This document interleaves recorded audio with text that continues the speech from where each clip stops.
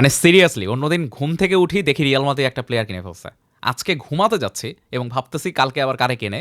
আজকে ঘুমাতে যাওয়ার আগেই দেখি রিয়াল মাদ্রিদ ডিওমান্ডে ডিল ডান করে ফেলছে। 100 মিলিয়নে ডিওমান্ডে জয়েন করতেছে রিয়াল মাদ্রিদে। 130 মিলিয়নের গুঞ্জন থাকলেও 100 মিলিয়নেই নাকি এটা হচ্ছে। সাথে হয়তো কিছু বোনাস থাকতে পারে। একদম টোটাল ডান। কাগজপত্র সই টই সব নেক্সট উইকে হবে। আর কথা হচ্ছে এই ডিওমান্ডির রেসে কিন্তু পিএসজিও ছিল, কিন্তু পিএসজিকে সারপাস করে রিয়াল মাদ্রিদ ডিল ডান করে ফেলছে। ডিওমান্ডি, পিএসজি, রিয়াল মাদ্রিদ দুইজনের সাথেই কিন্তু তার পার্সোনাল এগ্রিমেন্ট ডান ছিল, কিন্তু এখন হচ্ছে সে জয়েন করতেছে রিয়াল মাদ্রিদ। এবং খুব স্বাভাবিক বিষয়, রিয়াল মাদ্রিদ যেখানে আসলে এন্টার নেয় এরকম ড্রেসে, সেখানে পিএসজির মতো ক্লাবের আসলে না পারারই কথা। এবং এক্স্যাক্টলি ইয়াং স্টার, 19 বছরের যে ইয়াং স্টার, তাকে কিন্তু দলে ভিড়াই ফেলো রিয়াল মাদ্রিদ।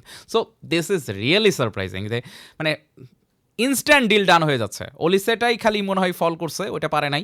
এখন ডিওমান্ডি ডাল করে ফেলতো। ডিওমান্ডির পরে হয়তো এখন তাদের নজর থাকবে, ফুললি ফোকাস থাকবে হচ্ছে রদ্রি ডিলের দিকে। যদিও আমি অন্য কোনো সাইনিং নিয়ে টেনশন নাই আমার, বাট রদ্রি রিয়াল মাদ্রিদে চলে আসলে ভাই জিনিসটা একটু কেমন হয়ে যাচ্ছে।